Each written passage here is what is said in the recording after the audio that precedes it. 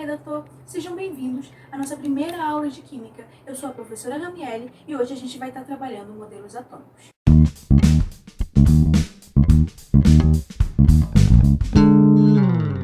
Para a gente estar iniciando esse assunto, que provavelmente vocês viram lá no primeiro ano do ensino médio, é importante ressaltar que a química ela é baseada em modelos. Mas antes de eu estar falando um pouquinho sobre eles, o significado, né?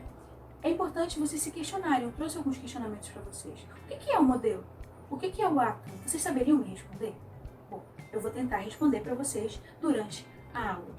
Bom, como eu falei, a química ela é baseada em modelos. Justamente porque quando a gente percebe os conceitos fundamentais da química, a gente tem o átomo, a gente tem o elétron, o próton, e a gente não consegue visualizar o mundo. E com isso, os cientistas criaram esses modelos para tentar explicar fenômenos da natureza. Por isso que a química é baseada em modelos. Bom, a ideia de átomo ela surgiu muito antes de Cristo, com alguns filósofos como o Leucipo e o Demócrito.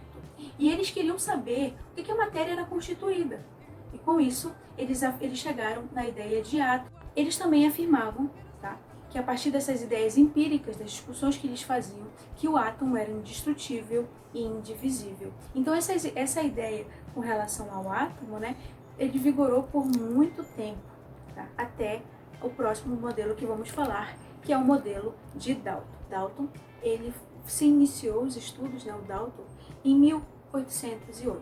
E ele era um químico que também estudava a questão da dificuldade de enxergar algumas cores, que é a questão do daltonismo, justamente porque ele tinha essa doença. Então, só como curiosidade, o daltonismo vem justamente porque o Dalton iniciou a questão dos estudos sobre as cores, justamente porque ele também era físico. Bom, falando um pouquinho sobre as características do modelo de Dalton, ele afirmava que o átomo ele era indivisível, indestrutível. Ele fez um experimento e ele afirmou isso, o experimento que ele fez acabou oferecendo essas ideias para ele. Ele também falou sobre a questão de que o átomo ele tinha uma carga nula, uma carga neutra. E muita gente, quando a gente estuda, a gente faz essa analogia à bola de bilhar, justamente porque ela seria maciça, indestrutível e indivisível, tudo bem? Então essas são as principais características do modelo de Dalton. Bom, galera, agora a gente vai falar um pouquinho sobre o modelo de Thomson.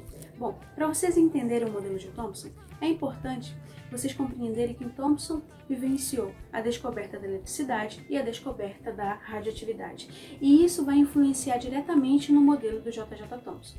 E por isso, ele realizou um experimento de raios catódicos e ele conseguiu observar o comportamento do átomo, aonde ele afirma que o átomo não vai mais ser maciço e nem indivisível, indo de contra ao modelo de Dalton. E por meio dessas novas informações que ele conseguiu observar a partir do experimento que ele realizou, ele também vem com uma nova ideia com relação ao elétron, dizendo que havia uma carga negativa, aonde essa carga negativa ela estaria ao redor de uma carga positiva, certo?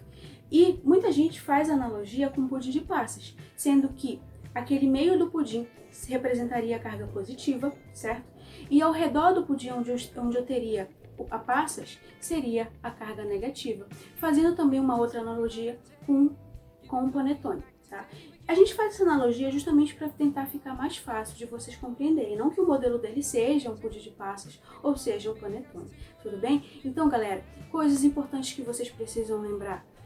O modelo do Thomson, ele vem com a ideia do elétron, certo? Que ele vai ficar ao redor de uma carga positiva e ele também contrapõe a questão dele ser indivisível e a questão de ser maciço. Uma outra coisa importantíssima que vocês precisam lembrar é que no caso, o modelo de Thomson, ele diz que ele tem uma carga elétrica neutra. Então, galera, agora vamos falar um pouquinho sobre o modelo de Rutherford.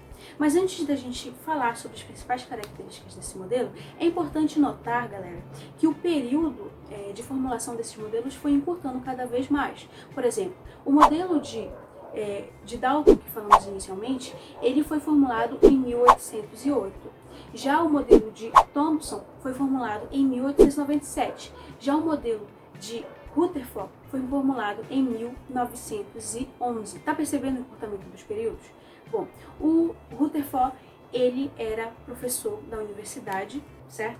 E ele tinha diversos alunos brilhantes. E só por curiosidade mesmo, esses alunos, vários alunos deles ganharam o Nobel.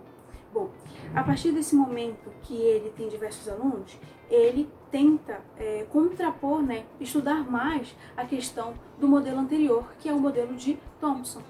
E ele faz um experimento denominado de espalhamento das partículas alfa, onde ele pega uma folha de ouro e ele bombardeia essa folha de ouro com partículas alfa, certo? E com isso ele consegue observar um comportamento desse átomo, né? Ele consegue observar e com isso ele faz essa divisão entre núcleo e eletrosfera. Ele faz essa divisão do átomo, onde tem um núcleo e uma eletrosfera. Bom, o que seria o núcleo, né? O núcleo está localizado o próton, que é a carga positiva, e já a eletrosfera está localizada a carga negativa, que é denominada de elétron. Ele também afirma que o núcleo era pequeno e ele concentrava a massa do átomo, tudo bem? Justamente porque o elétron tem uma massa desprezível. Uma outra coisa que ele faz, né, que no caso ele afirma, ele diz que no caso esse elétron ele vai estar girando em torno desse núcleo, né, que é também, a gente conhece esse modelo como modelo planetário. Vamos falar um pouquinho sobre o modelo de Bohr.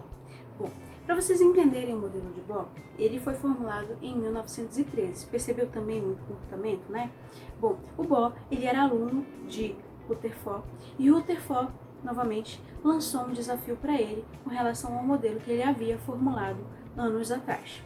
E com isso, ele percebeu e ele fez contribuições excelentes para esse modelo, que foi com relação aos elétrons estarem girando em torno do núcleo, sendo que a eletrosfera, onde está situado esses elétrons, estaria dividida em camadas. E essa foi uma das principais contribuições do modelo de Bohr, sendo que eu tenho no núcleo não só mais o próton, e também a questão do nêutron, beleza? E ao redor desse núcleo eu tenho esses elétrons girando em torno desse núcleo, só que esse elétron vai estar em uma eletrosfera dividida em camadas. Uma outra coisa que é importante vocês saberem é que esse elétron ele pode estar saltando, né, que é o chamado salto quântico.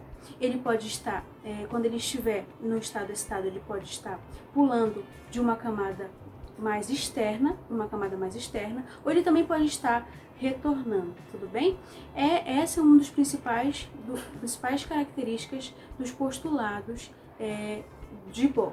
Bom, para finalizar, que vocês precisam entender que cada modelo tem a sua contribuição. O Thomson, ele só conseguiu trabalhar a questão do modelo dele a partir do modelo de Dalton. Ele trouxe contrapontos com relação a Dalton, tá? E assim por diante. Sendo que, quais são as principais contribuições de Dalton? A questão das massas, tudo bem? Sendo que ele afirma que cada elemento ele vai ter uma massa, um peso atômico diferente, tudo bem? Qual foi a contribuição de Thomson?